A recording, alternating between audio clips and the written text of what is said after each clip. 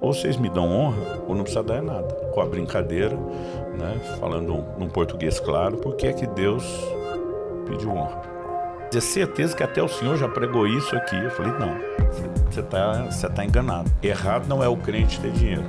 Errado é o dinheiro ter o crente. O que é que a gente faz com tanto ouro? O senhor pode falar o que quiser. Nós dois sabemos que isso não é verdade, né? Vocês trabalharam muito, o pouco que veio eu ainda dissipei.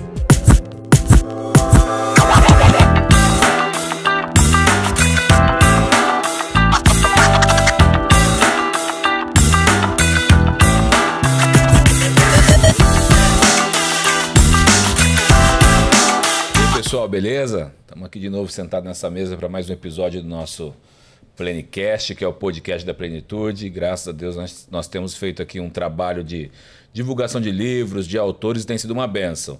Temos usado esse canal também para propagar o Evangelho. Então, quero pedir aquilo que eu sempre peço para você: curte aí, compartilha, se inscreve no nosso canal, nos ajuda com isso. Eu tenho certeza que os conteúdos que nós temos produzido têm sido uma bênção para muitas pessoas e hoje não vai ser diferente. Nós estamos aqui com um homem muito abençoado aqui nessa mesa, o pastor Luciano Subirá. Nós queremos tratar aqui sobre um tema que é muito interessante para nós no dia de hoje, mas também por vezes muito controverso dentro das nossas igrejas e para o mundo também. Nós vamos tratar sobre o livro Uma Questão de Honra, que foi escrito pelo pastor Luciano Subirá. Vamos passar rapidinho aqui também por alguns outros livros da Editora Orvalho. Quero agradecer também a bênção de ter aqui o pessoal da Editora Orvalho conosco, o Rafael Paiva ali, o pastor Luciano. Obrigado por estarem aqui sentados na nossa mesa. Pastor, a palavra é sua. Alegria estar com vocês e poder falar um pouco daquilo que é o centro da nossa vida, né? Deus, seu reino, seus princípios, e tenho certeza que isso vai acrescentar a vida de quem nos acompanha. Amém. Pastor, nós podemos adorar o Senhor com o nosso dinheiro? É uma forma de adoração? Nós não só podemos, né? Eu acho que é justo dizer, nós devemos. Em Provérbios, no capítulo 3, nos versículos 9 e 10, a Bíblia diz: honra ao Senhor com os teus bens e com as primícias de toda a sua renda. E se encherão fartamente os teus celeiros, transbordarão de vinho os seus lagares. Eu acredito que muitas vezes os pregadores, e aí não vou nem discutir se estão bem ou mal intencionados, porque eu acho que pode acontecer das duas formas, eles acabam confundindo propósito com consequência. Então, qual é o propósito, né? Pelo menos aquilo que Deus está propondo ali: honra. Consequência, celeiros cheios, lagares transbordantes. Então, essa bênção material e financeira deveria ser o efeito colateral de quem agiu dando a Deus honra. E às vezes a gente inverte, né? A gente propõe o povo como se o celeiro cheio fosse o propósito, a grande motivação da contribuição, e como se dar honra a Deus é que fosse efeito colateral. Então, no meio disso tudo, ele que seja exaltado. E a gente precisa entender o quão importante e central é a questão da honra, eu diria assim, como algo que estabelece um equilíbrio na relação do cristão com Deus e o dinheiro.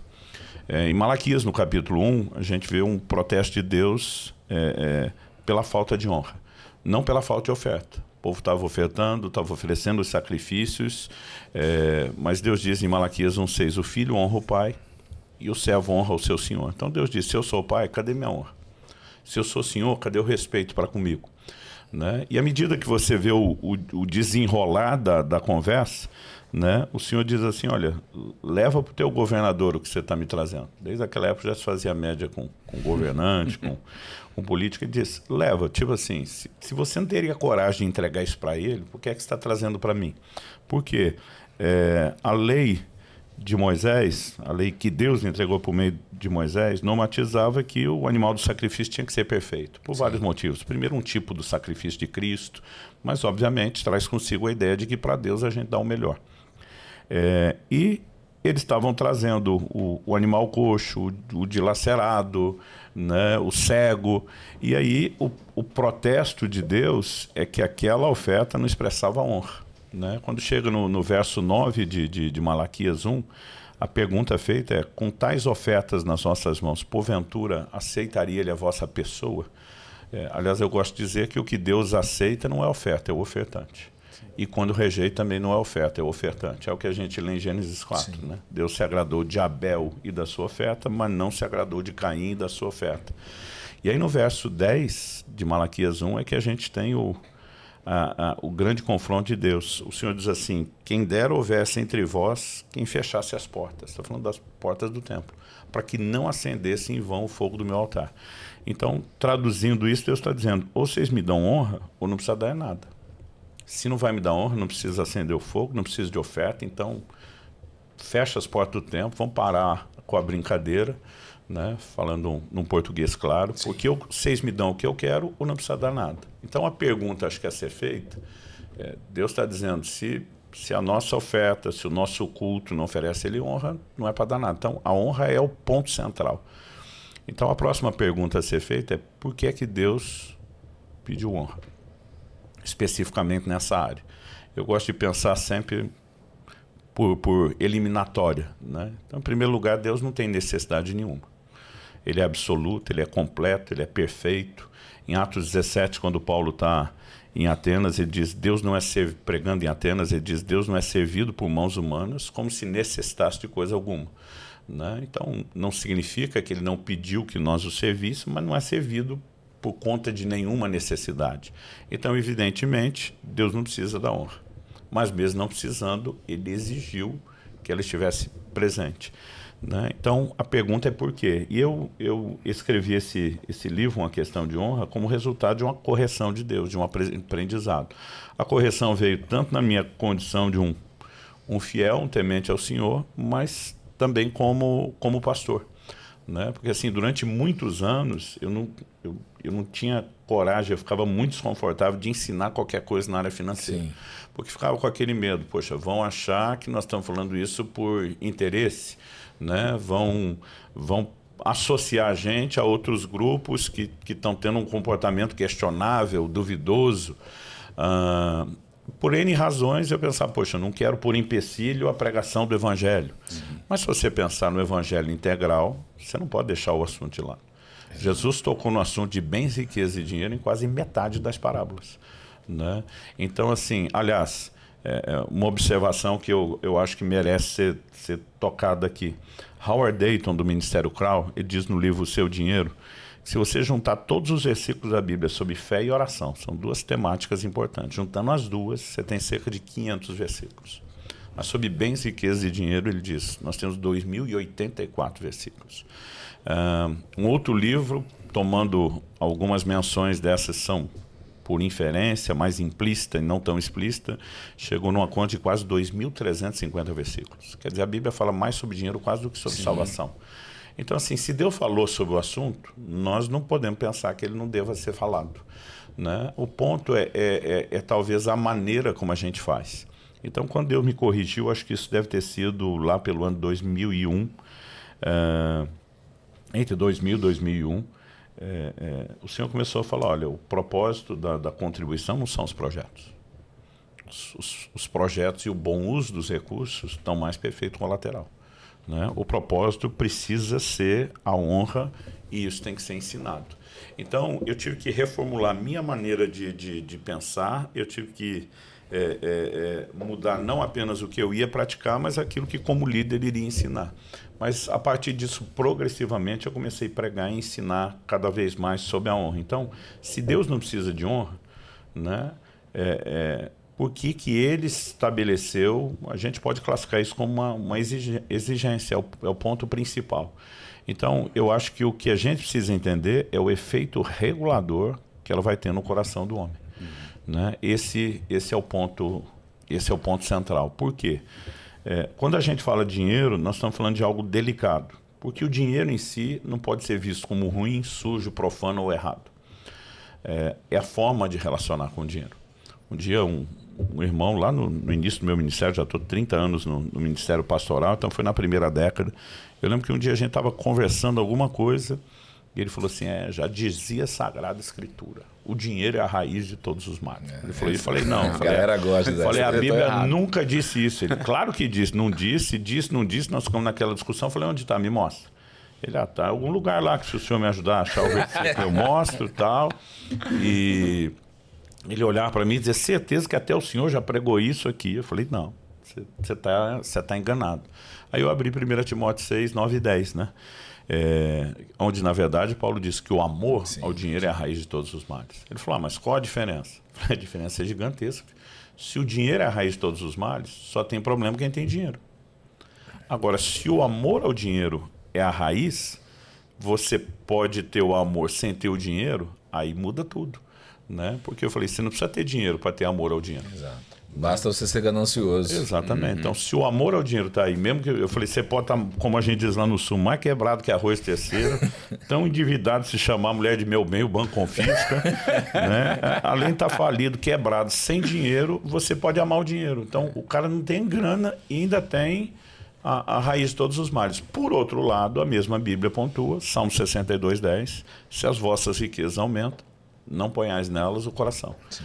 Então, o problema não é se o patrimônio ou a riqueza de alguém aumenta, é se o coração estiver nisso.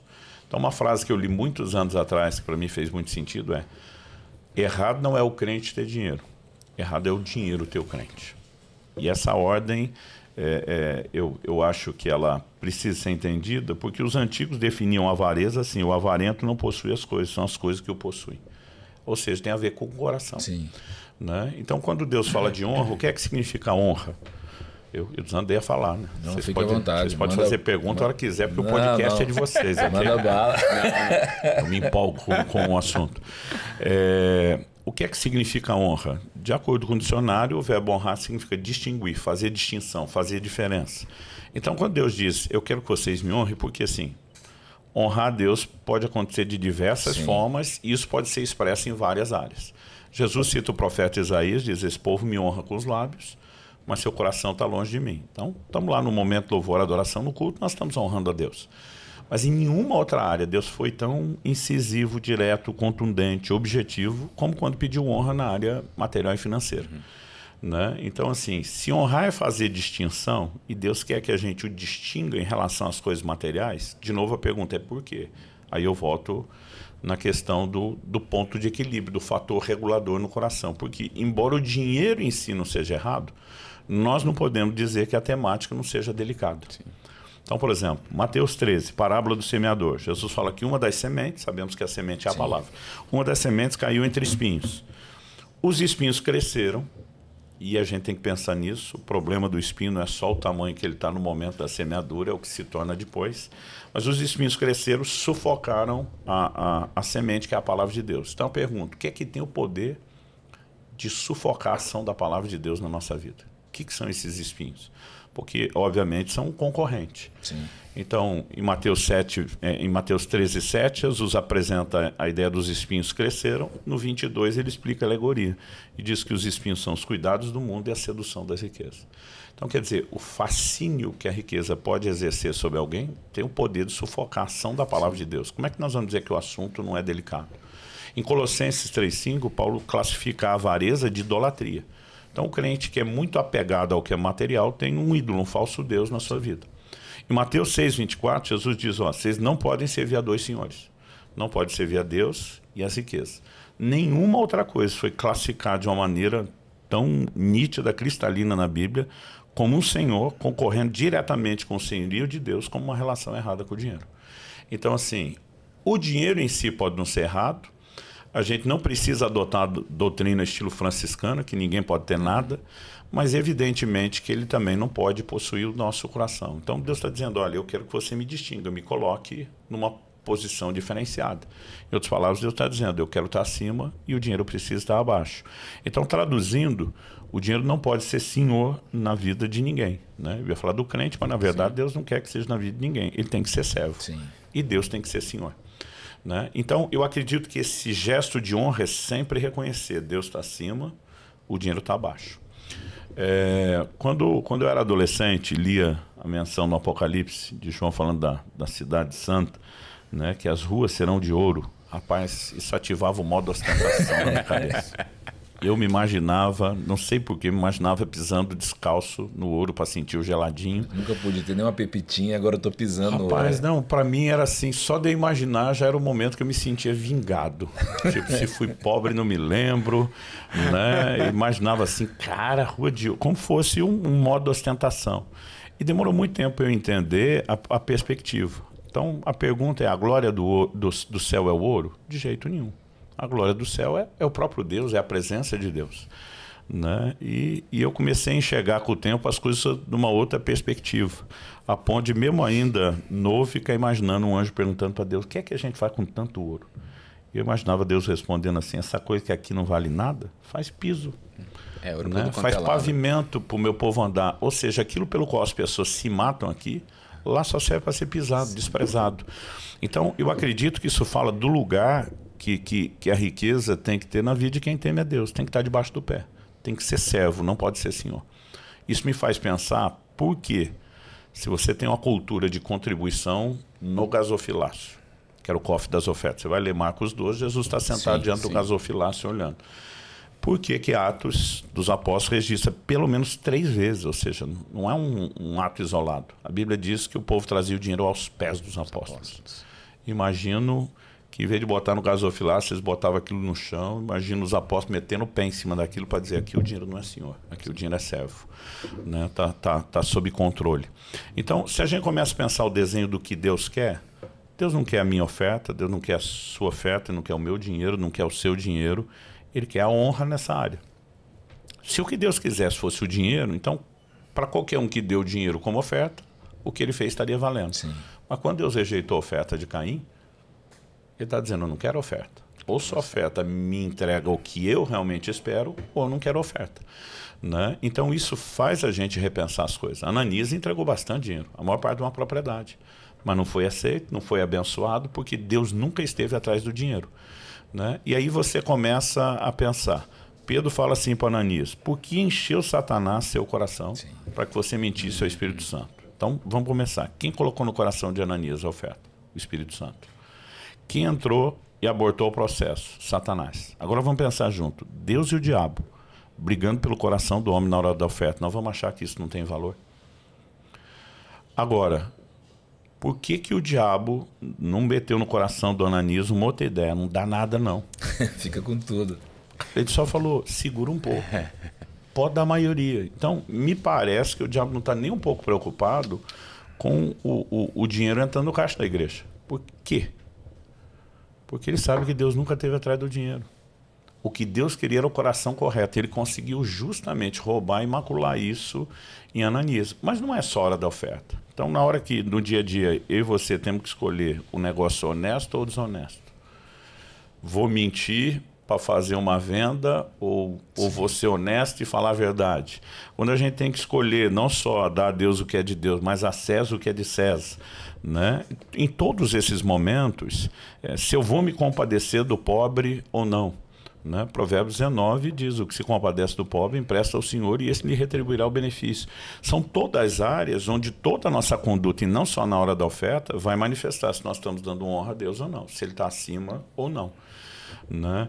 Então, eu já tive situações onde você olha e diz: como é que eu vou me conduzir?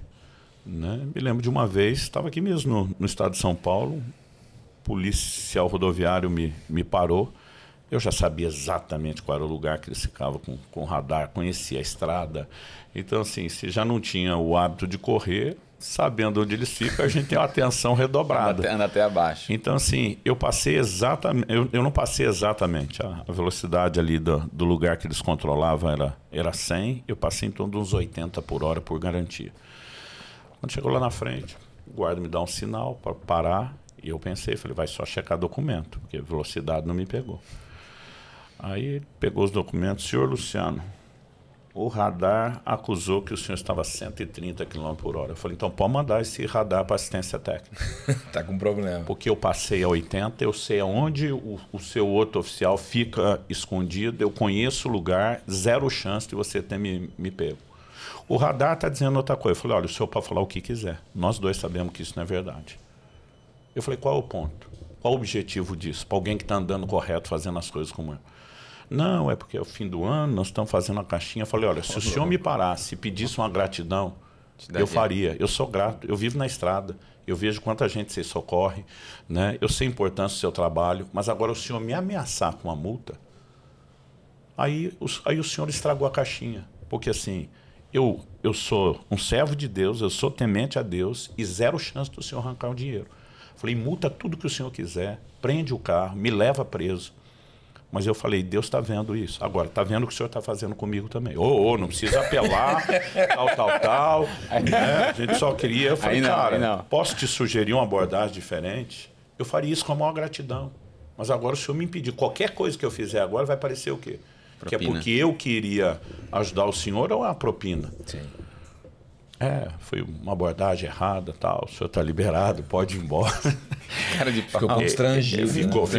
Mas assim... Cara, a gente tem que ter uma postura. O que é certo, o que é errado, preto e branco são duas cores distintas e a gente não misturar os cinzas, as duas juntas, né? Porque tem muita gente... E não tem o meio certo e o meio errado.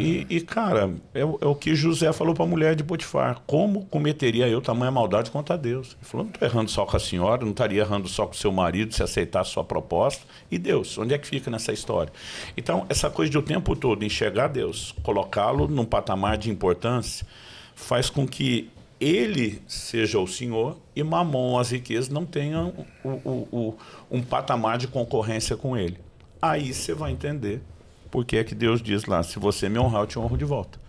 Né? Não há barganha. Tem um monte de crente que pensa que isso é uma troca. Isso não é o grande problema hoje, porque assim, há muitos crentes enxergam Deus como barganha.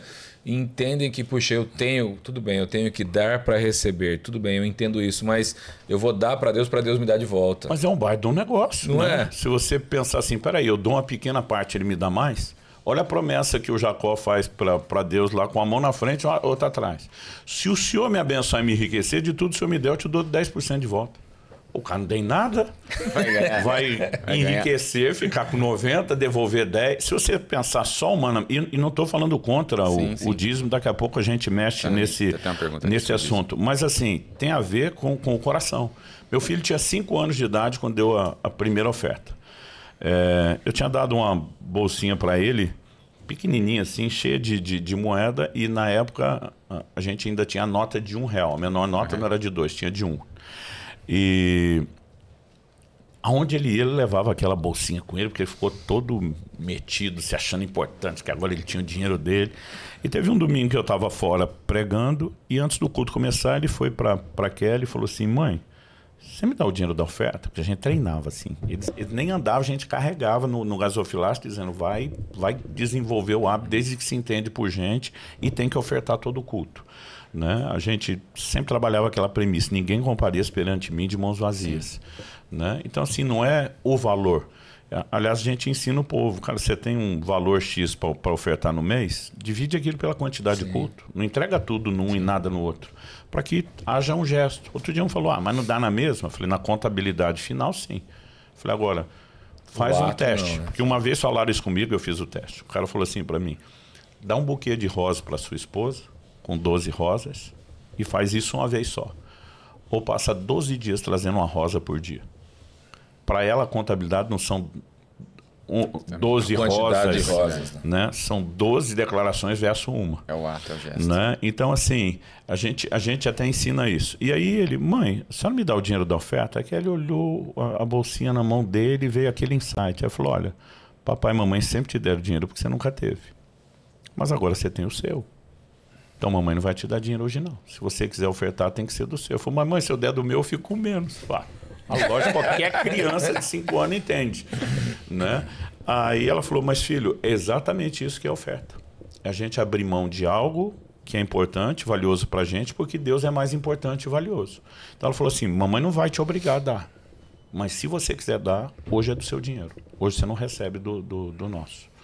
Aí ele saiu meio pensativo. Quando chegou finalmente a hora da oferta, minha esposa estava tocando com o pessoal da música, ele foi até bem perto de onde estava o teclado e mostrou para ela, tipo, não é nem moeda, é a nota de 1, tá? E ele pegou as notas de 1 e botou lá. No final do culto, minha esposa foi conversar com ele e falou, filho, mamãe está tão feliz com a sua escolha.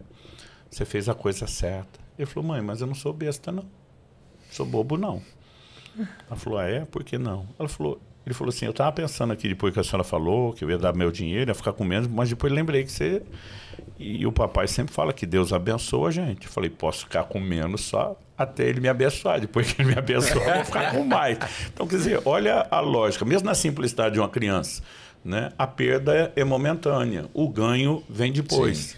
Né? Agora, de uma criança de 5 anos, a gente entende isso, Deus vai entender isso. Paulo diz, quando era menino, falava com o menino, pensava com o menino, agia com... Aliás, ele tem uma história incrível a partir disso, porque ele falou, mãe, como é que Deus abençoa? O dinheiro cai do céu? Ela falou, filho, normalmente não é assim. Assim como você vê papai e mamãe abençoar outros abençoar a gente, normalmente Deus usa pessoas. Né? Ele falou assim, não, porque eu falei para Deus, já que o Senhor vai me abençoar, eu quero um tênis novo. A gente estava num momento financeiro assim como nunca antes, de muita renúncia, implantando igreja, e não tinha a menor chance dele conseguir assim, o tênis novo. Ele falou, e já que eu falei para Deus, já que o Senhor vai me abençoar mesmo, eu quero o tênis tal da cor tal. Pediu top. Específico. No dia seguinte, uma irmã da igreja liga para Kelly, cuidava dele, nunca tinha feito isso antes. Falou, Kelly, tem um negócio me perturbando desde o culto de ontem, que eu tenho que dar um tênis pro seu filho. Uau. E a Kelly não falou nada, ela falou assim, liguei só para saber o número. Ela falou, o número que ele calça é esse, mas não falou modelo, não falou cor, não falou nada. Isso foi na segunda, a oferta no domingo, o telefonema na segunda. Na sexta-feira ela apareceu em casa.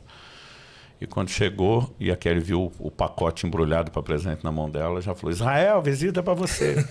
Quando ele chegou, viu, olhou e falou, já até sei o que é. Ele nem sabia nada. Não. Aí ela, meio sem entender, entregou, porque ela não conhecia a história, o pacote, ele abriu e falou assim, aqui, mãe, o modelo e a cor que eu pedi para Deus. Nossa. E a Kelly sabia disso. Né? Aí ele virou para essa irmã Terezinha, o nome dela, falou, Terezinha, você pode até achar que você que me deu um presente, mas ó, você que não sabe das coisas.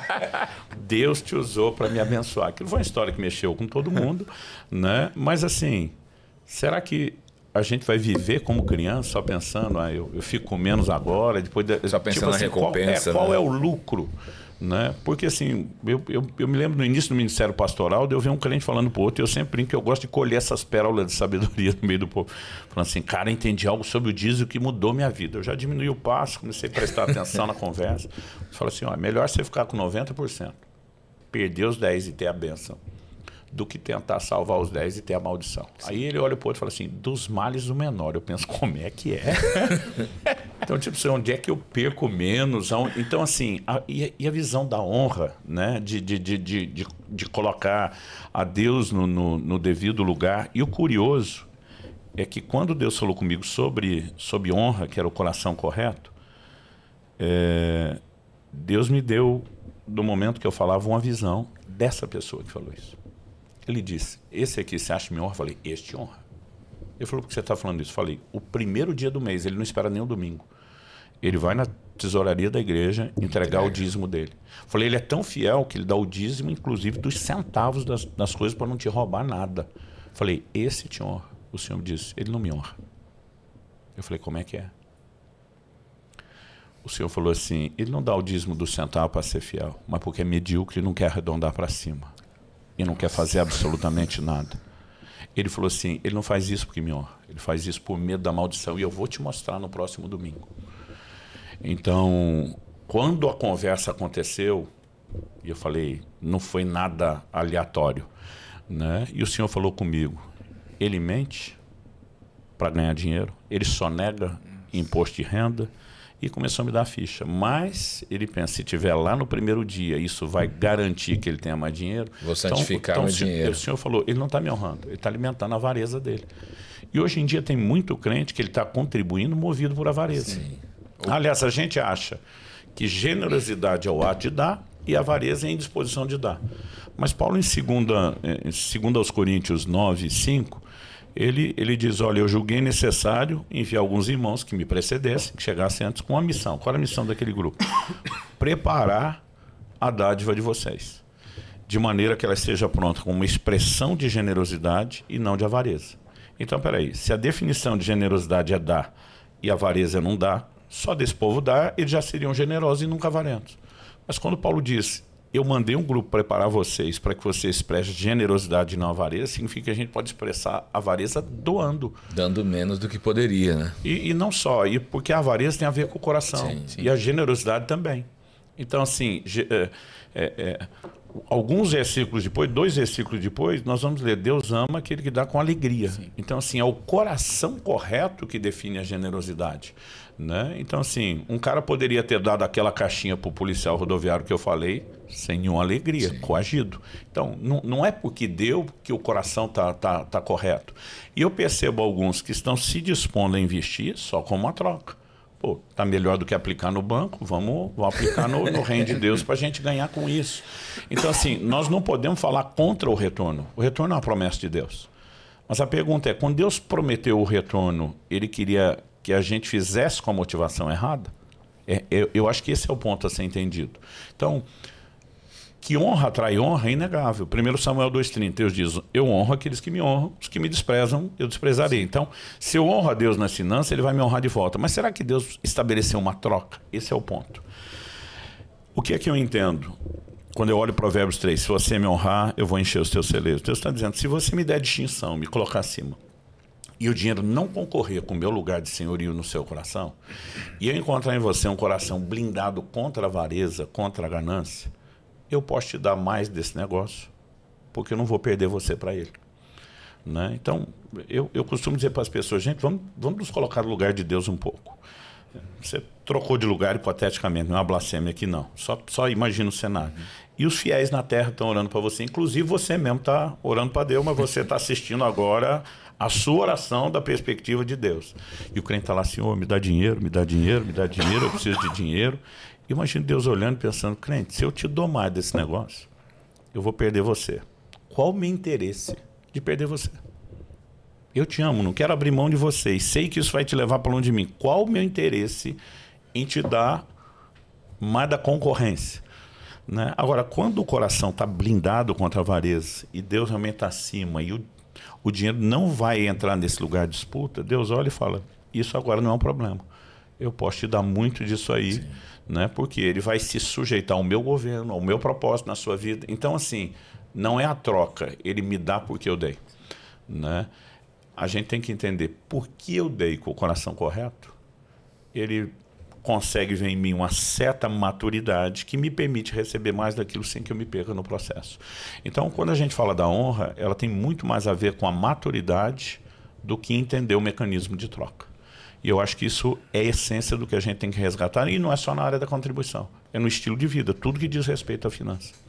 Quando a gente pensa então em 2 Coríntios 9, também quando o apóstolo Paulo fala sobre quem semeia pouco, também colherá pouco, quem semeia com fartura, colherá fartamente. A gente pode entender isso como uma lei universal de semeadura e colheita? Cara, você não precisa ser cristão.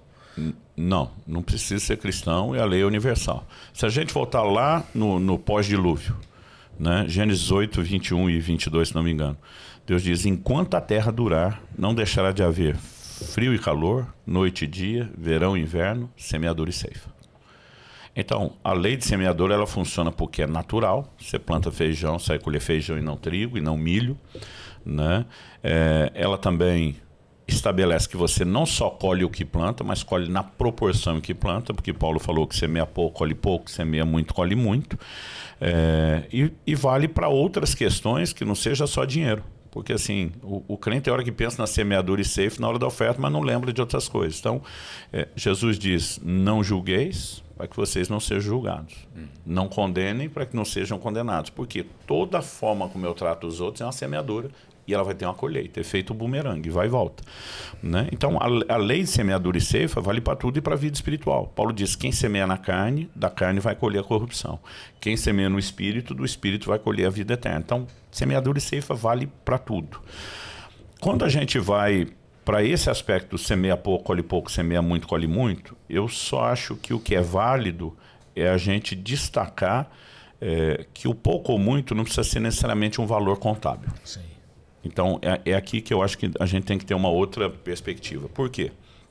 Por que Deus aceitou a oferta de Abel, mas rejeitou a de Caim? Gênesis 4:7, Deus diz para Caim, se você fizer o que é certo, não é certo, será aceito. Então, presume-se que ele não foi aceito porque não fez o que era certo. Agora, ofertar é errado? Não. O errado não era o que ele fez, que era ofertar, era como ele fez. Porque quando você pega o ensino bíblico abrangente, algo que não dá para negar e a gente tem que entender é que a gente tem que fazer a coisa certa do jeito certo. Então, Deus está falando sobre a forma de fazer. Aonde Caim errou na forma? Se você olhar o texto bíblico, as informações do texto, a Bíblia diz que Abel trouxe ao Senhor das primícias do seu rebanho. E o curioso é que Gênesis 4:2 diz que Abel era pastor de ovelhas, Caim lavrador. Quer dizer, um trabalhava com o gado, o outro com a terra. Então Abel pega os primeiros, porque primícia significa primeiros frutos, ele pega os primeiros frutos, os primeiros rendimentos, os primeiros ganhos do trabalho, e em vez de comer, usufruir ou guardar como patrimônio, ele decide entregar para Deus. O que é que está por trás do ato dele? A linguagem não verbal, porque a Bíblia diz que a oferta de Abel ainda fala. Então, o que a gente precisa entender é que aquilo que a gente faz está falando alguma coisa. Né? Ele estava dizendo, Deus primeiro, eu por último. Isso é honra, é distinção, colocou Deus acima. O que a Caim fez? O inverso. Gênesis 4:3 diz que Caim, no fim de uns tempos, trouxe uma oferta ao Senhor. A palavra tempos lá no hebraico é indefinido. Não dá para ser preciso, está falando de dias, semanas ou meses. Mas o que é inquestionável é o fim. Então, assim, a gente poderia ler no fim de dias, no fim de semanas, no fim de meses. Mas aí não importa a contagem do tempo. Enquanto um colocou Deus primeiro e ficou por último, que foi o que Abel fez, Caim fez o inverso. Eu primeiro, Deus por último. Então, se ele entregou no fim, ele já tinha comido o fruto do seu trabalho, ele já tinha usufruído, ele já tinha aproveitado. Então, deduz que em algum momento olha para trás e diz, sobrou? Sobrou, então dá para Deus. Aí a pergunta a ser feita é, a sobra entregue a Deus, reflete honra? Não. Porque não coloca ele em primeiro lugar. E, aliás, só tem a façanha de entregar sobra quem tem a façanha de fazer sobrar, o que a maioria hoje em dia nem consegue. Ou seja, na vida de quem tem a mentalidade de eu dou para Deus a sobra, Deus nem entra na história. Sim. E se entrar, entra por último. Então você tem um paralelo disso no Novo Testamento. Marcos 12, 41 a 44. Jesus está sentado diante do gasofilaço. E aqui é o ponto que eu falei lá do semeia pouco ou muito. Da quantidade. A Bíblia diz que Jesus se assentou para ver como o povo ia contribuir. A Bíblia não diz quanto. Porque o quanto é relativo. Então, eu já tive momentos que R$50 era comida assim de dias, de semanas. Sim, eu já tive momento que era troco e gorjeta, vamos abençoar alguém. Né? Então, assim, para a mesma pessoa, o mesmo valor, ele pode ter significados diferentes. E, dependendo do ganho de cada um as posses, o mesmo R$50 vai ser um percentual completamente distinto. Né? Então, assim, um rico deu 50. E uma pessoa pobre deu 50. Eles estão dando a mesma coisa? Proporcionalmente, não. Então, essa nossa avaliação do quanto, ela sempre é limitada. Por quê? Ela vai refletir a nossa perspectiva. Ou se tem a ver com a necessidade. Aí é um projeto missionário muito caro. R$50 não é nada. Né? Não, é uma coisa que para o missionário daquele outro país terceiro mundo, onde a nossa moeda vale mais do que a dele, isso é significativo. Então, a gente sempre tem uma avaliação que ela acaba sendo incompleta. Eu acredito que a maneira de Deus olhar é outra. Então, vamos lá. A Bíblia diz que os ricos depositavam grandes quantias, mas vem uma viúva pobre, pega 2 leptos, que convertidos davam um quadrante, que era a menor moeda do Império Romano. Então, depois que ela fez o câmbio para o Império Romano, né, ou quem fez a conta fez o câmbio, você olha para a oferta, ela é inexpressiva. Eu brinco que essa mulher deu prejuízo para o reino de Deus. Não, qual é a minha conta? Um dia um irmão da igreja falou assim para mim, pastor, quanto custa um envelope desse de oferta nossa? Curioso que na época eu tinha o valor daquilo, alguém tinha me dado o orçamento de reimpressão na semana. Eu falei, isso aí está 12 centavos. Né? Alguém esse dia falou, tá barato. Eu falei, estamos falando de muito tempo atrás. Quando eu falei isso, ele falou, então é melhor eu ofertar sem envelope, porque senão eu vou dar prejuízo para a igreja. Então eu não sei quantos centavos ele ia dar, mas a conta dele falou, se eu dou 10, se eu dou 5, se eu dou 1 e não utilizei envelope, eu dei prejuízo. Né? Eu fiz uma vez um cálculo pelo valor da grama da prata, né? É lógico, avaliando isso, quanto custaria em real, fazendo, mas assim, todo o meu cálculo do custo operacional. Então, para aquele volume de contribuição entrando, imaginei, você tem que ter pelo menos um tesoureiro em tempo integral, que ganhava um denário por dia. Peguei o valor do denário, dividi nas 12 horas, a jornada de trabalho deles era de 12 horas. Dividi pelas 12 horas, calculei a hora, dividi por minuto, calculei o minuto.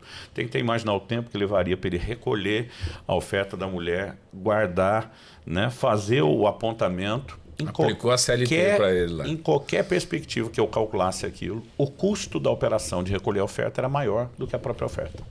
Então, essa viúva pobre, Jesus diz, ela deu mais do que os outros. Você fala, peraí, o mais não pode ser a contabilidade. Porque os caras deram muito, ela deu pouco, não tem. Então, Quando Jesus diz ela deu mais, do que ele está falando? Jesus diz, os ricos deram do que sobrava. O mesmo princípio de Caim. Se colocaram primeiro, Deus por último. Jesus diz, essa mulher deu todo o seu sustento. Cara, podia ter comido uma tapioca a mais se não ofertasse aquilo. Sim. Né? Tô tentando imaginar o lanchinho mais barato possível pelo valor do que ela deu. Mas é como se ela dissesse, eu abro mão da minha necessidade mais básica, que é alimentação e sobrevivência, mas não de honrar a Deus. Deus primeiro, eu por último.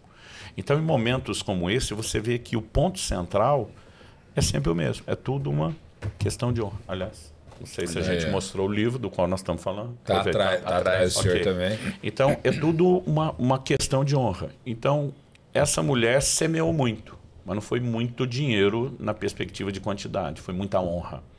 Né? Então, assim, de qualquer forma, a colheita sempre será proporcional à semeadura.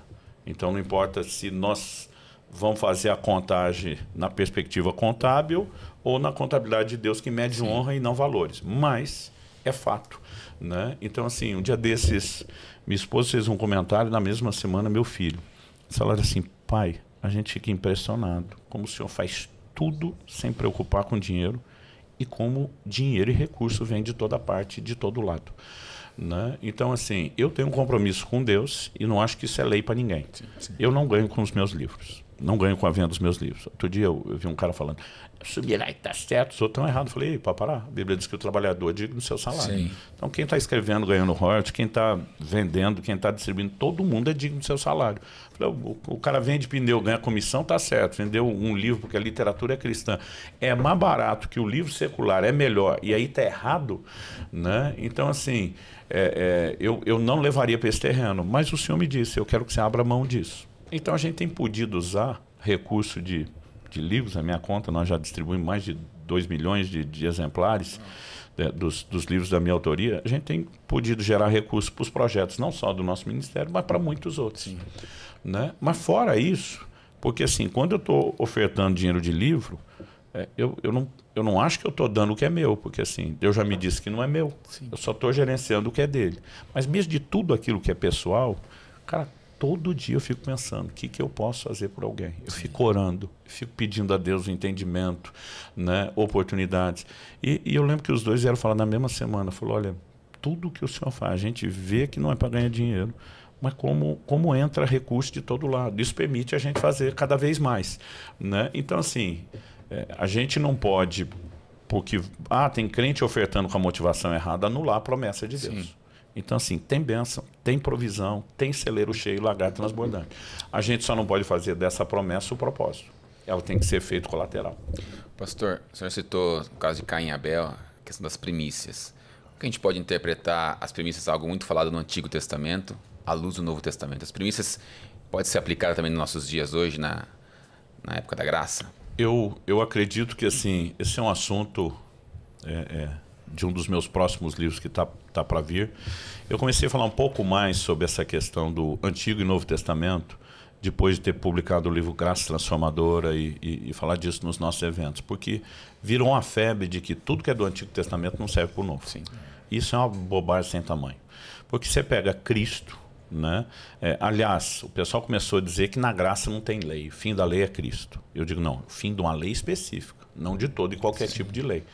Né? Porque se fosse o fim de todo qualquer tipo de lei, estava instalada a anarquia gospel. A gente não precisava nem de leis civis e Paulo manda a gente obedecer às autoridades. Aliás, o próprio Paulo diz em 1 Coríntios 9:21, não estando sem lei, mas debaixo da lei de Cristo. Então, se ele está dizendo que não está sem lei e debaixo de qual lei ele está, ele nunca escreveu o fim de todo e qualquer tipo de lei. Então, ele está falando da lei de Moisés, que incluía aspectos cerimoniais, né? Não passou, evidentemente, tudo para o Novo Testamento, mas a gente não pode dizer que não passou nada. Então, assim, daqui a pouco os caras vão dizer, não, no Antigo Testamento eles oravam, no Novo não pode orar.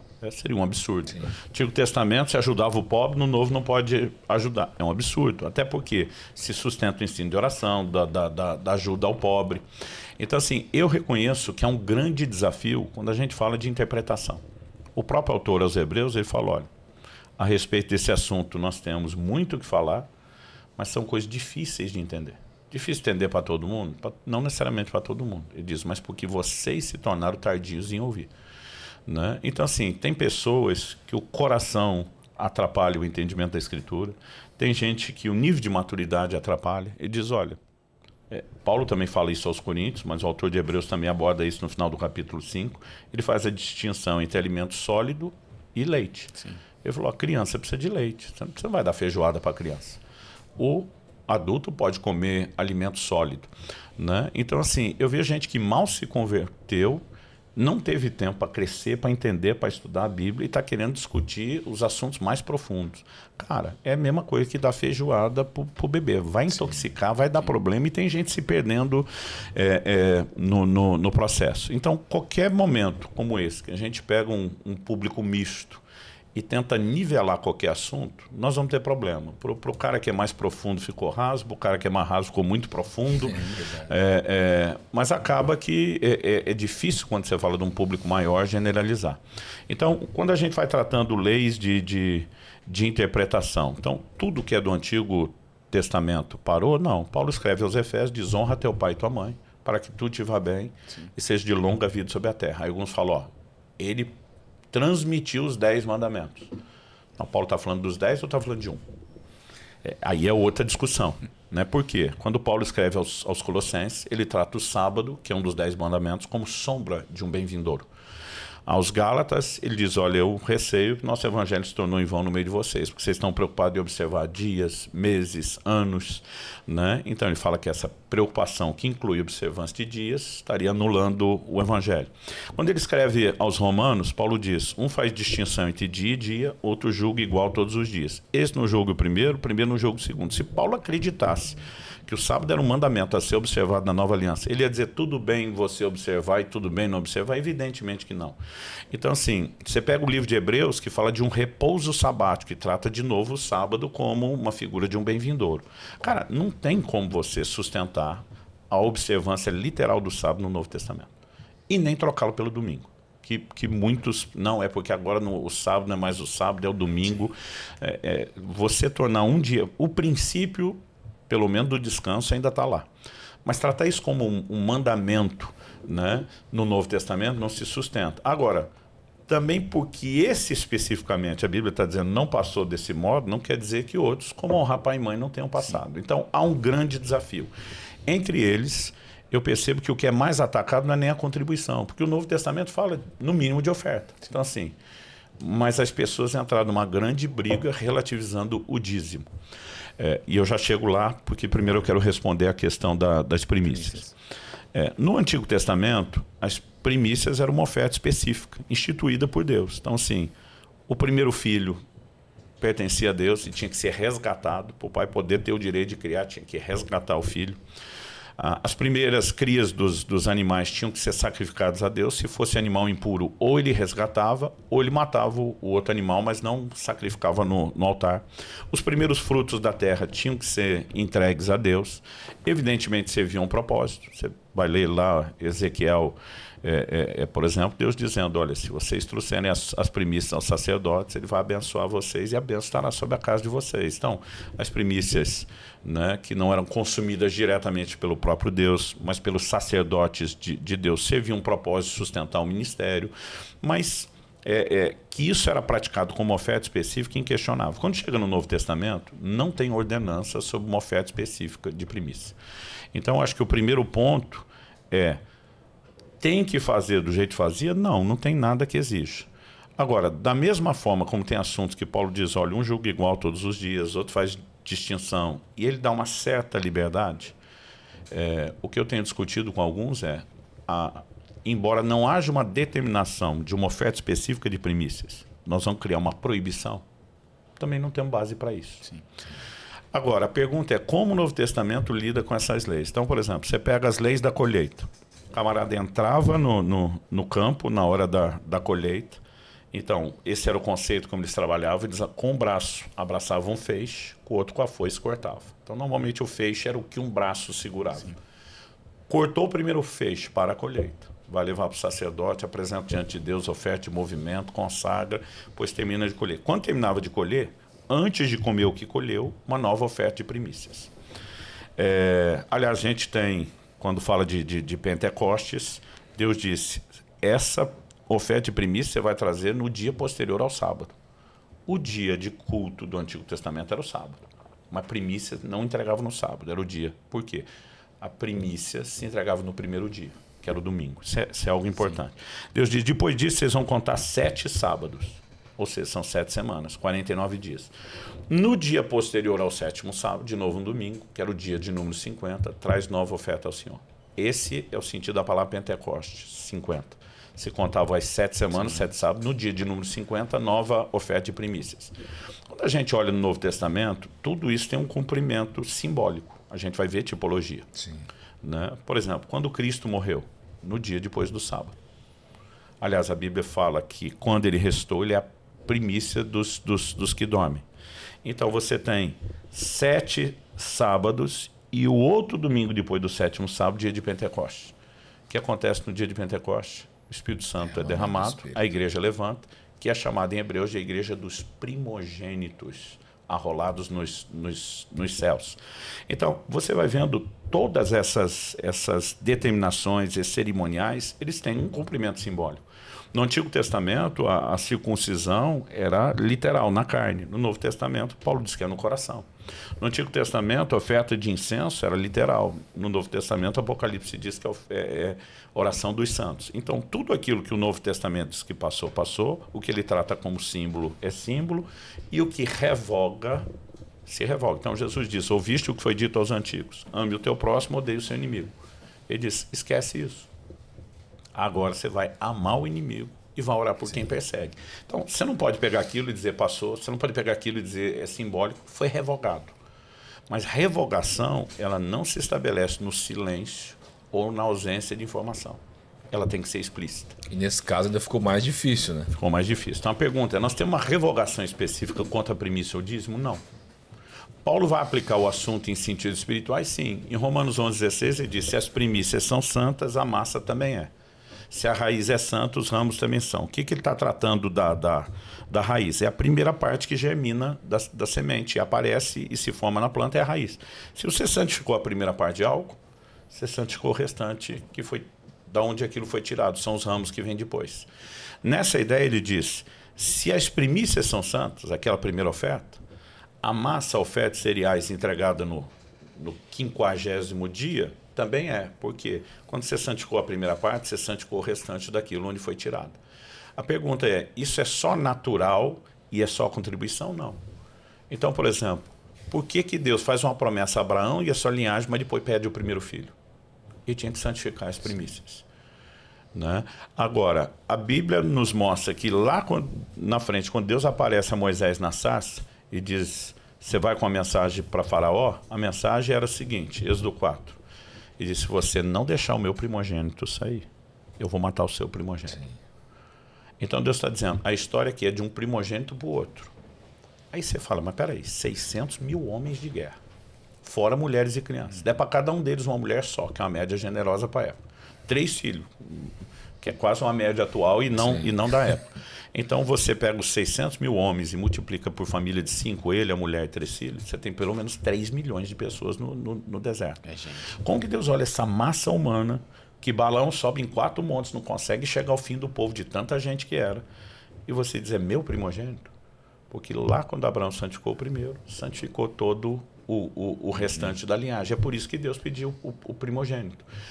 Quando eles vão entrar na terra prometida, Deus diz, de Canaã ninguém pega nada.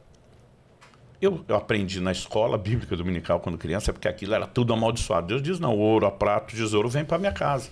Peraí, serve para sua casa e não serve para minha? Não é porque aquilo era amaldiçoado. Jericó era a primeira das cidades. E quando você santifica a primeira parte de algo, você santifica o restante daquilo de onde ela foi tirada. É o que Paulo está falando em Romanos, uma igreja, está escrevendo uma carta para uma igreja de gentios e aplicando princípios espirituais. Então a gente não pode pegar e dizer, aquela premissa era só aquilo, acabou. No mínimo ela está ensinando alguma coisa.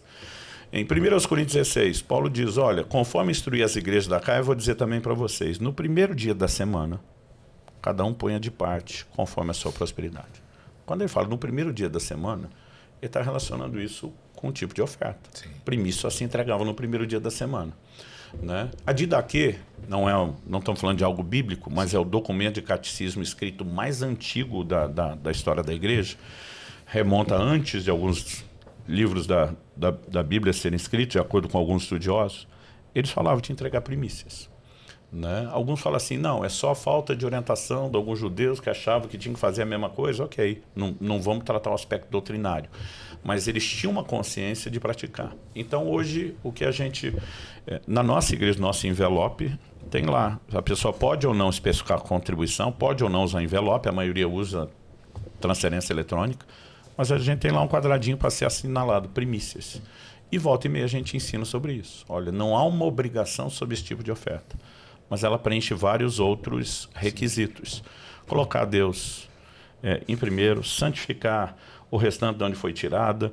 No Antigo Testamento, a primícia abençoava o sacerdote, que era o ministro, mas no Novo Testamento, Paulo diz, o que é instruído na palavra, reparta os seus bens com aquele que o instrui. Né? Então ninguém vai repartir a palavra exigindo, mas a mesma palavra que é repartida, ensina o receptor a dizer, você também tem que fazer alguma coisa em contrapartida. Então, outro dia alguém falou, eu decidi abençoar o meu sacerdote. Falou, olha, essa conversa sacerdote ela vai ficar relativa.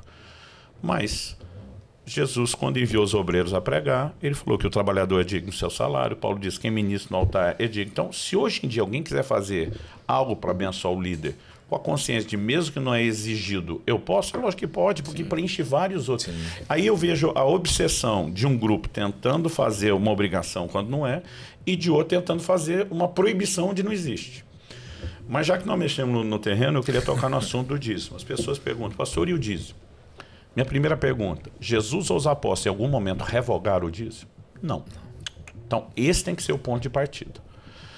Jesus não só não revogou, como a maior parte do tempo que ele ensinava, ele confrontava os fariseus. Mesmo quando os caras não estavam fazendo a coisa errada, Jesus confrontava eles por fazer a coisa certa do jeito errado. O único momento onde Jesus não criticou e elogiou eles foi na hora do dízimo. Ele diz, vocês dão o dízimo do endo, da hortelã, do cominho. Ele diz, essas coisas deviam fazer, o que vocês não podiam era, em nome de estou acertando nisso, negligenciar a justiça, a misericórdia, a fé. Né? Quando Jesus diz, dai a Deus o que é de Deus e a César o que é de César. O que é de César? Imposto. O que é o imposto? É uma fatia proporcional do seu ganho. Né? O que é de Deus? Né? Jesus não está falando de qualquer nível de contribuição. Ele está falando da única contribuição percentual, que é proporcional. Né? Mas eu acredito que assim, tudo isso é subjetivo e dá motivo para muita discussão. Mas quando você vai para o livro de Hebreus e entra no capítulo 7, o capítulo 6 termina dizendo que Cristo é sacerdote segundo a ordem de Melquisedeque. E a partir do 7º ele vai dar um volume de informação maior no que é o propósito da epístola. Mostrar que o sacerdócio de Cristo é superior ao sacerdócio levítico. Ele diz que quando Abraão volta da matança dos reis e se encontra com Melquisedeque, e Melquisedeque é apresentado como um tipo de Cristo. Tem uma linha doutrinária que acredita que ele é uma teofania, uma manifestação do próprio Cristo. Eu, honestamente, acredito que é um tipo, que a Bíblia diz que ele foi feito semelhante ao Filho de Deus. Quem é o Filho de Deus não é feito semelhante. Mas, independente de qual opinião a pessoa adote, não muda o que nós vamos falar. Porque se eu trato Melquisedeque só como um tipo de Cristo, e já vou dar peso a isso, quem acha que ele era o próprio nem se fala. Então, assim, não tem o que discutir. O livro de Hebreus diz, quando Abraão se curva diante de Melquisedeque para ser abençoado e entrega os dízimos, a Bíblia diz, Levi, que ainda estava nos lombos de Abraão, entregou os dízimos a Melquisedeque. Literalmente, Levi não está entregando nada. Quem é Levi? Levi viria a ser, na hora que nascesse, o bisneto de Abraão. Abraão gerou Isaac, gerou Jacó, que Deus mudou o nome para Israel, que entre seus filhos, acho que é o terceiro na sequência, nós vamos ter Levi. Né? Agora, quando a Bíblia está usando essa figura de que Levi entregou os dízimos nos lombos de Abraão, obviamente é uma alegoria. Mas, se você pegar a lógica, Judá entregou, Simeão entregou, Rubem, por que a Bíblia está falando de Levi? Porque ele acabou de destacar que Levi é a tribo que recebeu os dízimos. Então, na antiga aliança, de quem eram os dízimos? Da tribo de Levi. Sim. Quando Abraão se curva diante de Melquisedeque, vem trazendo pão e vinho, não só Melquisedeque é a figura de Cristo, mas carregando pão e vinho, está falando da nova aliança. Sim. e ele se curva e entrega os dízimos, se isso não é uma passagem do dízimo do antigo para o novo sacerdócio, da velha para a nova aliança, me explica o que é. Porque não tem uma pessoa que ataca o dízimo que explica por que esse texto está lá, por que fala dessas coisas. Então, assim, eu percebo que a maior discussão tem muito mais a ver com a avareza de quem não quer dar 10%. A pessoa não quer dar e fica falando. Outro dia o cara falou, não, eu não acredito no dízimo. Argumentos. Eu falei, mas quanto você dá? Ele falou, pastor, no mínimo 20 a 30. Eu falei, você está dando dízimo e alguma coisa a mais, quer você acredite nisso ou não. Né? Então, nesse momento, você vê que a discussão da doutrina não é motivada pela ganância. Mas a maioria que fala isso é para dizer assim, não é para taxar, não é pra... E você vai olhar o estilo de vida, não faz. Né? Então, outro dia um falou assim para mim, eu não sou dizimista, eu sou tudista, porque tudo é de Deus. Eu falei, eu sou os dois. Por que você acha que uma coisa exclui a outra? Quando eu entrego 10 e olho para os 90, o 90 não é meu. Eu sou um mordomo do que é de Deus. Sim. Eu entrego 10% do que é dele, por uma determinação dele, e cuido dos 90% que é dele. Sim. Então, assim, ser dizimista ou tudista não são coisas exclusivas. A gente deveria ser os dois. Mas, assim, o cara usa um argumento para, na verdade, não fazer aquilo. É lógico que eu estou, como eu falei, a gente pega públicos diferentes, estou sendo rápido e rasteiro, né? Eu diria até raso para defender, mas evidentemente para mim, eu procuro trabalhar o conceito de primícias de diversas formas, como algo espontâneo e não imposto, mas eu entendo que o dízimo é um princípio a ser seguido e mais do que isso. A gente tem um capítulo no livro, Uma Questão de Honra, tem uma mensagem na internet para quem se interessar, chamado Dízimo, Celebração da Redenção, onde a gente mostra que o dízimo é um ato profético que celebra a redenção, assim como a ceia do Senhor visa nos manter conscientes daquilo que Ele fez. Né? Então, acho que assim, a gente precisa levar o povo a uma discussão mais profunda e precisa levá-los a uma compreensão do que realmente está por quê, porque hoje está banal demais. Né? Passou ou não passou? Eu digo, qual o seu argumento? A maioria não tem. E o engraçado é que e tem uma moçada ainda que estão sofrendo, com o perdão da palavra, um emburrecimento, que é a maneira de pensar do mundo entrando. Aí eu falo, por que você pensa assim? Não, porque eu penso. Primeiro, ele não tem base bíblica. Aí você vem, apresenta toda a base bíblica e desconstrói. Ele olha e fala assim, mas eu não acho que é assim. Fala, por que não? Por que não? Então, quer dizer, o cara virou lei para si mesmo. Ele não quer achar. Né? Então, assim, agora não é mais a escritura que determina o que a gente tem que crer. A gente escolhe o que quer crer e depois vai tentar fazer a Bíblia falar isso. Né? Então, assim, a discussão tem... A gente percebe que alguns assuntos, eu toquei em 2 aqui, que são polêmicos, sábado e dízimo. Quando sobe qualquer vídeo, eu já conversei com vários outros, em qualquer canal sobre assunto, existe uma milícia digital para atacar essas coisas. Eles nem ouvem. Ele nem vai ouvir o argumento. Já pega, já entra, já comenta. Só quer atacar. Né? Então, assim, eu me preocupo em entender e ensinar o que é certo. O que cada um vai fazer com a informação é problema dele. Sim. Esse livro, inclusive, as igrejas podem usar como seminário. Eu acredito que pode ser muito útil. O pastor Márcio Valadão, que fez o prefácio, eu não sei como estão as coisas hoje, mas na época ele falou, filho, todo mundo que fizer nosso curso de membresia vai receber um livro desse. Né? Meu irmão, que pastoreia uma das nossas igrejas, falou, cara, o cara entrou na igreja aqui, a gente já dá. Por quê? A gente quer que ele tenha uma informação clara, profunda e que mostre que o nosso coração... Muitas vezes já falei para a igreja, eu falei, gente, se vocês acharem que a gente está ensinando isso, que quer o dinheiro de vocês, contribua em outro lugar. Sim. Mas pelo amor de Deus, contribua. Né? Tipo assim... Cara, não estamos atrás do seu recurso. Queremos ver você funcionando em Deus. Então, se você... Primeiro, se você pensa isso de nós, nem deveria estar aqui. Mas eu ainda prefiro que você faça isso em algum outro lugar, se você acha que nossa motivação está errada quando a gente ensina, do que não fazer. Porque eu falo para eles, né? É evidente que onde a pessoa é alimentada, que deveria ser o compromisso de contribuição deles. Mas eu falo, eu prefiro vocês contribuindo no reino do que não contribuindo. Né? Mas, normalmente, quando as pessoas vão sendo expostas à maneira... Eu lembro no início da igreja, eu recebi um irmão que era um empresário, ele veio de outra igreja, e ele falou, olha, meu próprio pastor pediu para eu procurar vocês, porque ele te conhece, tal. O cara era pastor na mesma cidade que eu. Né? Ele te conhece e tal, eu não estou mais ajustando a igreja por diversos motivos, ele sugeriu, eu e minha esposa estamos frequentando um tempo aqui, a gente gostou, quer ficar, quer passar o processo de membresia. Quando ele falou o nome do pastor, eu falei, cara, só um instante. Liguei para o pastor dele. Falei, estou ouvindo uma história aqui, assim, assim, assim, que ele disse. Ele falou, fui eu que recomendei mesmo, tá difícil deles ajustar aqui, mas eu amo muito eles e eu acho que vocês seriam um bom lugar para ele ter um recomeço, tal, recebe, beleza. Falei, olha, seu pastor, continua a história. Conversa vai, conversa vem. Eu descobri que ele era o cara que tinha construído o templo quase que sozinho. Era um empresário bem-sucedido. Eu acho que a contribuição dele era referente a mais ou menos 1/4 do valor da arrecadação da igreja. Quando o cara deixou soltar isso na conversa, eu falei, olha, eu quero só estabelecer um critério para te receber. Você está vindo, me parece o coração correto, não está em divisão, o seu pastor está abençoando. E eu falei assim, mas quando a Bíblia fala para submeter aos líderes, não é para obedecer só o que a Bíblia manda. Senão era para obedecer a Bíblia. Sim. Então assim, quando a Bíblia manda obedecer aos pais, não é fazer só o que a Bíblia manda. A Bíblia não fala que hora o filho tem que chegar em casa, mas quando meu filho era pequeno tinha horário para chegar em casa, porque o pai tem autoridade para algumas coisas. Então eu falei para ele, como quem é o líder dessa casa, eu quero estabelecer alguma condição e protocolo local para receber você. Ele, ok. Eu falei, era mais ou menos assim, março ou abril. Eu falei, até dezembro você continua dizimando na sua outra igreja. Ele arreglou, não, mas eu sou alimentado aqui. Eu falei, se quer entrar é isso. Ele falou, por quê? Eu falei, Mateus 7,12, fazer aos outros o que quereis que vos faça. Eu falei, a sua igreja precisa se reorganizar com as finanças, porque vai perder 1/4 da arrecadação.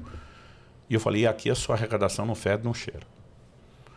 Aí depois eu pensei para Deus, eu falei, fede, cheira, mas não é 1/4. Né? Mas naquela hora também eu queria dizer para ele, cara, você não vai ser tratado diferente, porque tem uma... Esse cara falava tanto disso para as pessoas por anos. Dizer, cara, algo que você pode ter certeza que ninguém vai te tratar diferente aqui, se tem mais, se tem menos, se contribui mais. Eu não imaginava o impacto que ele teria. No início eu só estava preocupado, né? De, cara, aquela igreja, pô, quem ganhou o cara, quem discipulou o cara, né? Agora, no momento de crise, nós vamos receber ele, fica com isso, e da noite para o dia, né? E eu fiquei monitorando ele, né? E ele realmente permaneceu fiel naquilo. O pastor também falava para todo mundo, dizia, cara, Subirá é doido. Recebeu o nosso membro para cuidar dele, mas mandou o dízimo ficar aqui. Porque as pessoas têm que saber que a gente tem o interesse de que elas façam as coisas corretas diante de Deus. E não ficar achando um subterfúgio para também lucrar no processo. Então, eu acho que quando tem relacionamento e as pessoas vão conhecendo o coração da liderança, também fica mais fácil. Né? Mas é um assunto que às vezes é delicado para o pastor. O cara acabou de chegar, eu já quero pautar, ensinar. Então, assim, antes de falar de contribuição, vamos ensinar a honra. Vamos dar a Deus o lugar devido e depois, à medida que a pessoa vai amadurecendo, a gente vai tratando as coisas. Mas conheço muitas igrejas que têm adotado isso como um material de estudo. Eu tô lendo um livro. Por quê? Desculpa, você já fala do livro. Primeira coisa que eu gosto de fazer antes de ler um livro é dar uma olhada no índice. Sim. Que o escritor quer falar. Então, capítulo 1, princípio da honra, que nós trabalhamos aqui. O segundo, a lei das primícias, que a gente está trabalhando uma lei espiritual. Terceiro, saco furado, ou saquetel furado de Ageu. Né? Vocês trabalharam muito, o pouco que veio ainda dissipei. Tem crente que veio ter a bênção financeira e está tendo Deus como inimigo na área. Capítulo 4, nós vamos entrar na questão do dinheiro, que é aquilo que nós falamos, como ele pode ser delicado, mesmo que ensino seja errado. Capítulo 5, aprendendo contentamento. Antes de ensinar sobre multiplicação, a gente ensina contentamento. Integridade nas finanças, como uma forma de honrar a Deus. Aí nós vamos entrar nos diferentes níveis de contribuição, para mostrar que tem dízimo, oferta e esmola. Tem muito crente que não dá esmola. Né? Vamos entrar na ideia de celebrar a redenção, entender a mordomia, que são desdobramentos do dízimo. Outras leis da contribuição. Tem um capítulo só sobre semeadura e ceifa. Tem um outro que é muito similar, que é a lei de dar e receber. Né? Aí, só no 13º capítulo, nós vamos ter o entendimento de discernir o corpo de Cristo, da manutenção da igreja, como estou fazendo algo pelo Senhor. Então, assim, eu acho que o livro é bem abrangente e vai abençoar muita gente. Não, eu estava falando que eu estou lendo um livro, né? E várias ideias de sermão, de ministração, para poder passar para o pessoal da igreja. Muito bom, recomendo. Tem edificado minha vida. E não tenho dúvidas que quem adotar isso para a igreja fazer seminário vai edificar muito a igreja. Antes de terminar, já que vocês estão distribuindo vários dos títulos da Orvalho, eu queria falar de alguns dos nossos best-sellers. Esse foi o primeiro livro que eu escrevi em 1993. o falar em línguas, a linguagem sobrenatural de oração. Na época ele era uma apostilinha de 50 páginas, era bem resumido, e depois em 98 eu dei a ele o corpo e o tamanho que ele está aqui. Eu queria só aproveitar, a gente pode em algum outro momento falar sobre isso, mas eu digo que mesmo no meio carismático e pentecostal é um assunto que não é entendido, né? Paulo diz, o que fala em línguas, as pessoas tratam de falar em línguas como se fosse só a evidência do batismo no Espírito Santo, quase como fosse uma meta, uma linha de cheguei lá. Eu costumo dizer, gente, o batismo no Espírito Santo não é a linha de chegada de uma corrida, é o início, é o arranque, é a porta de entrada para o sobrenatural. E é uma ferramenta que tem que ser usada, né? Eu estou falando bastante esses dias do cuidado do corpo, o livro novo que eu lancei pela Mundo Cristão, quando eu estava assim já bem, com bastante sobrepeso, um amigo me deu de presente uma bicicleta ergométrica. Eu sabia por que ele estava me dando aquilo, né? Queria me ajudar a controlar o peso. Encontrei ele uns meses depois e a gente brinca que a melhor defesa é o ataque, né? Falei, ó, aquele presente que você me deu, um negócio sem vergonha que não funciona. Ele já olhou. Falei, eu sei que você queria que eu perdesse peso, mas não perdi uma grama com aquela miserável daquela bicicleta ergométrica que você me deu, tal. E ele ficou me olhando assim, impressionado. Eu lembro que ele falou, pastor, mas quanto tempo por dia o senhor está pedalando? Olhei para ele e falei, era para pedalar? Eu falei, virou um cabideiro lá em casa. Achei que só de estar lá eu emagreci. Pelo amor de Deus, pastor, se o senhor não usar, não funciona, tal. Eu me fazendo desentendido. Mas eu brinco que alguns clientes parece que não entendem o básico, né? Então, eu digo que falar em línguas é que nem a bicicleta. Se você não usar, não funciona, não dá resultado. Então, Paulo diz em 1 Coríntios 14, no verso 18, dou graças a Deus, que falo mais em línguas que todos vós. Ele está dizendo, não tem um de vocês que me ganha nessa prática. Ninguém usa isso mais do que eu uso. Por que ele seria grato a Deus por usar tanto uma coisa que não é para ser usada? Né? Então Paulo diz, o que fala em línguas edifica-se a si mesmo. Há um processo. Eu me submeti a isso. Eu comecei ainda aos 18 anos de idade, me trancar horas por dia para me dedicar a essa prática, e foi algo revolucionário. Então aqui a gente ensina muito sobre o livro. Um outro material do Orvalho que a Plenitude também distribui é esse nosso clássico, O Impacto da Santidade. Compromisso profundo, resultados extraordinários, né? É uma das bandeiras principais do nosso ministério, é falar sobre santidade. Então, a primeira parte do livro, a gente trabalha toda a doutrina da santificação, não só os termos, o processo.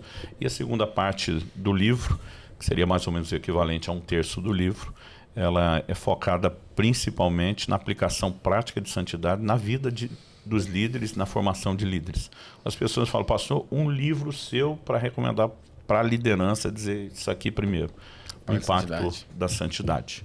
Né? E nós temos um material que não é muito conhecido, que é um livreto chamado O Devocional Diário. Não é um livro de devocionais, é a fundamentação bíblica de que a relação do cristão com Deus é diária e que ele tem que ter um tempo de devoção.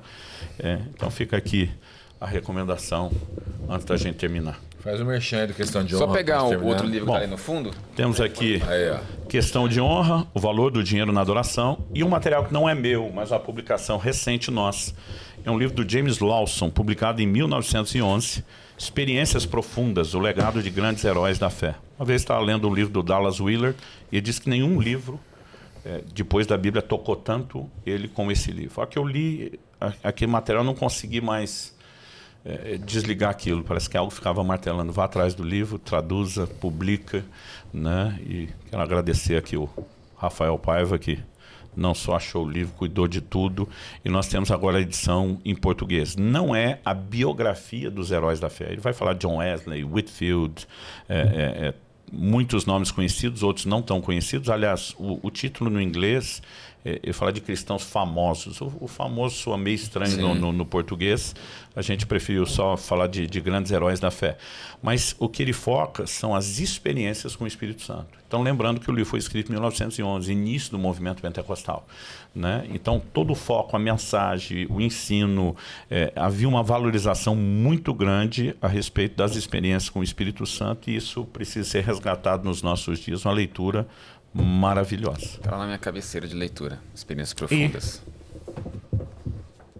Nesse momento mais recente, o cuidado do corpo, sabedoria bíblica para o bem-estar físico e espiritual, mas esse é outra conversa que eles podem assistir só sobre isso depois, no canal da da plenitude. Dá um incentivo para a galera aí, pastor.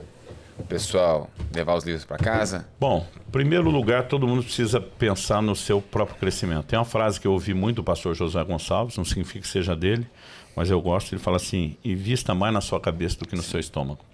Né? Porque assim, o crente não mede dinheiro para gastar comida, mas às vezes não investe no alimento que faria ele crescer. Quando eu era pré-adolescente, meu pai tirou a TV de casa e falou: vocês vão aprender a ler.